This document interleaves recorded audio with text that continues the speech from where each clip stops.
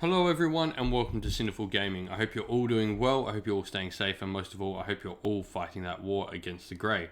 Today we've got a getting started video for you, and today we're going to be looking at the Skaven, and in particular, the Skaven of Clan Skyre. So let's get looking into this. For starters, they are, as mentioned, a Skaven sub-faction, sort of. There's no real sub-faction in Skaven, just when you're taking a full army of any particular clan, you can take certain battle line units with restrictions and stuff like that, and you can't break outside of that clan except for Master Clan, otherwise you lose all those battle line abilities to get things from that clan's units as battle line, and meaning you're left with clan rats and stormvermin. So for the purpose of this video, we're going to be looking to stick to a pure Clan Skyre Allegiance Skaven army. So, Clan Skyre themselves, they are an engineer and wizard sort of focus. They're these arcane mechanical engineers that sort of make all these weird and wacky weaponry. As you might imagine, there's a ton of shooting potential within this particular faction of Skaven. They can be relatively low model count for Skaven, which is good. So for those who like rats but are daunted by having to paint up 100 clan rats, fear not, maybe this could be the army for you for Skaven. They can be quite fragile. A lot of their units really can't take a hit. There's some exceptions to this, but a lot of their stuff can be pretty fragile, so it does require some very good maneuvering to get the most out of. There is a very big risk and reward sort of thing going with the Skaven of Clan Skyre as well, where a lot of the rules for them allow you to overcharge or overpower the weapons that they're using to deal more damage, but generally there's a downside. If you miss or if you roll ones and stuff like that, you might actually blow yourself up. The pictured model here, the Warlock Bombardier, when he rolls a 1, he takes 2d6 mortal wounds as his rocket explodes inside its thing. Or otherwise, he does 2d6 damage instead of d6. For the Allegiance ability though, Clan Skyre get a really interesting Allegiance ability with a Warpstone Spark. So if you include any Clan Skyre heroes at the start of the battle, before either army is set up, you can roll a d3 and add 3 to the roll. This result is the number of Warpstone Sparks you get for the battle. You cannot use it more than one Warpstone Spark in the same phase. However, you can use a Warpstone Spark multiple times throughout the turn, and you can use them in different ways. You can, in the hero phase, pick a friendly wizard that's going to reroll casting, dispelling, or unbinding rolls. However, on the roll of a 1, you roll a dice. At the end of the phase, on that roll of 1, you take d3 mortal wounds. And this is generally a thing after you're going to take mortal wounds after you use these supercharged abilities. You then go in the shooting phase, you can pick up to 3 Skryre units around the hero within 13 and add 1 to their damage of their missile weapons, which is really, really nice. And then in the combat phase, you also get one where you can reroll hit rolls for the hero as well, which can be okay. The Arch Warlock's got some pretty decent combat potential on him. So with all that out the way though, let's get looking into how we can get started with a Clan Skyre force. So where do we get started? Well, for starters, I recommend going and picking up the Arch Warlock. He's your sort of more powerful hero. You do have a couple of different hero options for Clan Skyre, but the Arch Warlock for me is the one to go pick up to get started with. For starters, he's a dual caster. He can cast 2, unbind 2, which just makes him very, very useful, and at a relatively cheap points cost as well. He's also just a fantastic looking model, though he's generally in metal or fine cast, so be aware of that when purchasing him. You might want to convert one up, maybe if you're not a particular fan of those materials used to make those models. And then the units I recommend going and picking up are the 2 units that become battle line when we play in pure Clan Skyre, and that is Storm Fiends, which is really cool. Getting these as battle line is just amazing. They're this absolutely beastly unit with a wide variety of roles they can play in the army, from shooting at long range to close range to combat monsters to anvils and just everything in between. They're a really versatile unit. Depending on how you load them out, depends how they can be used on the battlefield. And so picking up a box of these is just a good shout.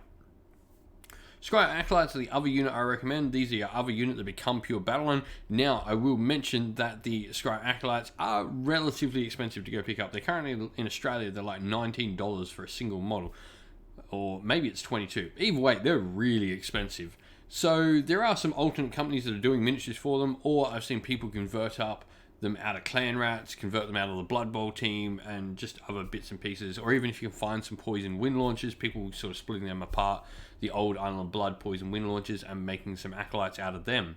So there's definitely some options I would look at if you're not particularly fond of paying the price you're going to have to pay to pick up a unit of these. This gives you a good base though. Acolytes though, money aside, are a really nice, useful unit. They are extremely fragile. However, they do D3 damage with those globes, which can be just absolutely horrendously powerful, especially when you talk about adding Warpstone Sparks. They all of a sudden become D3 plus 1. Just everything with Warpstone Sparks, adding +1 damage is huge. It's massive. It can really just turn a unit from okay to absolutely brutal. Now, with that said, let's go look at how we can expand beyond this into Clan Skyre as well.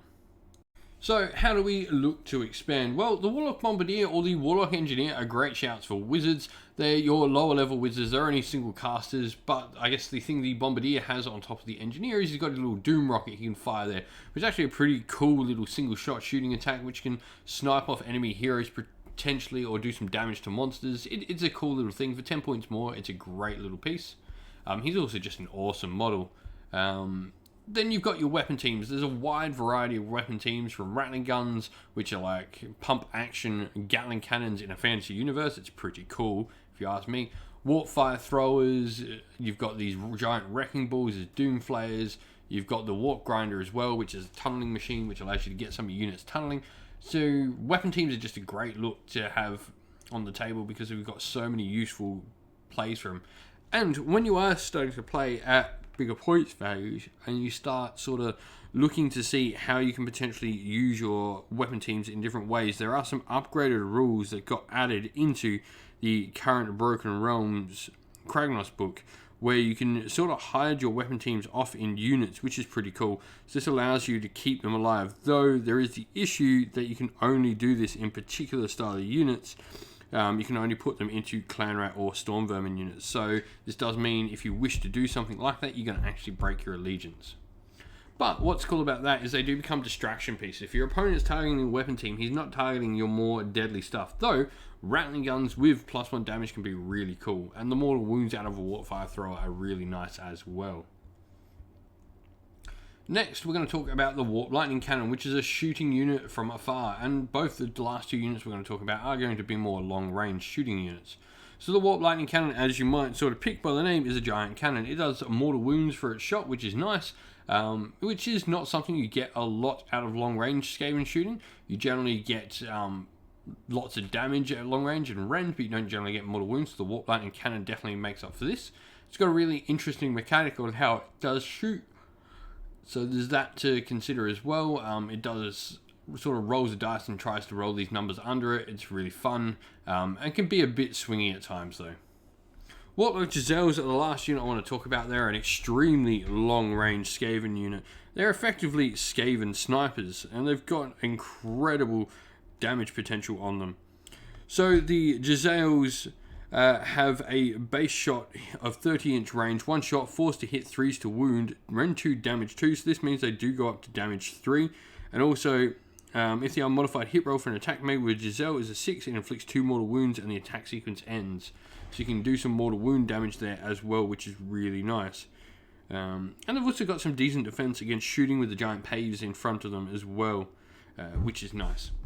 Now though that we've talked about all these different units, let's go and see how we can use all these different pieces to build a little sample army list together at 1,000 points for our Clan Skyre Skaven. And here we have our little sample army list. So for starters, we're going to go an Arch Warlock. He's going to be our general, and he's going to have the command trait Deranged Inventor. Now what Deranged Inventor does is at the start of the shooting phase, I can pick a friendly Clan Skyre unit that's wholly within 13 inch of him and reroll hit rolls for attacks made by that unit. It's missile weapons until the end of the phase. Really nice. It's going to really help some of our units just get that little bit more damage potential out of them.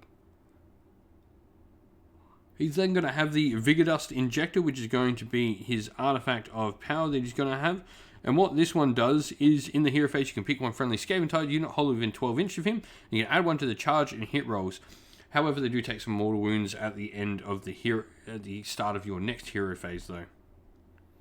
For spells, he's going to go with more warp power because it is probably the best spell. You can reroll hit rolls and wound rolls for a unit that you get targeted, though once again you do take some mortal wounds when you have a customer. So you're starting to see a theme here, like generally you're going to have to try and get these spells off and get all these buffs off, but remembering you're going to be taking wounds in return for them, so to be careful on how you use them and when you do use them. Next, we're going to have a Warlock Bombardier. He's going to be our secondary wizard, and we're going to have more warp power on him as well. And the reason why we've gone for 2 wizards with more warp power is it's just such an awesome and integral spell to really get the best out of our units that it's good to have some redundancy. If the Arch Warlock dies or the Bombardier is somewhere else across the battlefield, you can really spread it and sort of get the spell where you need it to be. Battle line wise, we've gone for 10 Skryre Acolytes. He's going to be a unit that sort of sits back and sits behind our 2 blocks of 3 Storm Fiends, which are going to be sort of our main fighting force. For the Storm Fiends, I do recommend maybe going with 1 shooting unit and 1 combat unit here. This force is probably not really going to sit too much back, and those Storm Fiends are going to be screening out Skryre Acolytes, protecting them. So you're really not going to have a place for maybe your Poison Windwarders. You want to go with your Warpfire Throwers, your Gatling Guns. And though you've got the Vigdust Injector in there as well, you're maybe not going to need to get the Tunneling Storm Fiends in, because you're going to have that little bit of extra run there as well. So you can definitely use that to your advantage as well. Lastly, weapon team, this is really up to you. A Warpfire Thrower is cool. There's not a lot of mortal wounds in this, or there can be if you go with Warpfire Throwers on both units. A Rattling Gun is another great shout. Damage 2 on that Rattling Gun when you start using the Warpstone tokens on him is really cool. A Doomflayer, another combat unit, would be cool. Or a Warp Grinder if you are going to want to maybe bring in some of these units on the flanks is another option as well. But I'd love to know what you're doing with Clan Skyre. How are you running it? What are you doing with them? And let us know in the comments below how you've had success or not success with Clan Skyre in the past. Well, thank you all for watching. We hope you enjoyed the video. And if you did, please don't forget to go like and subscribe to the channel if you haven't already. Also, if you'd like to come chat more with me and other members of our little community here at Sinful Gaming, you can do so by following the link in the description of the video to our Discord server. And while you're at it on YouTube, why not go check out my featured channel section where there's a bunch of other fantastic Warhammer Age of Sigmar content creators putting out a bunch of fantastic content from everything: battle reports, painting videos, lore videos, tactical videos, and more besides that as well. Lastly, we'd like to give a shout out to everyone who helps support the channel on Patreon and YouTube members. Thank you to our Patreons Christian Weir, James Soren, Chaos Spawn, AJC, Kenny Lyle, Alder and Shot First, James Crowder, Andrew Bowen, Nathan Fee, Tim Newman, The Rising Ape, Cure Dynamic, Argu, and Anthony B. And thank you to our YouTube members, Green Roots Gaming, Fire Titan, Steve T, The Real Zeop, and Chris Wallace. Thank you all for helping support the channel like you do. It means the absolute world to us. And if you'd like to help support the channel like they do, you can do so by following the link in the description to either Patreon or YouTube members. Once again, everyone, thank you all for watching. Don't forget to like and subscribe. Stay safe, stay well, and most of all, keep fighting that war against the Grey. Ciao for now.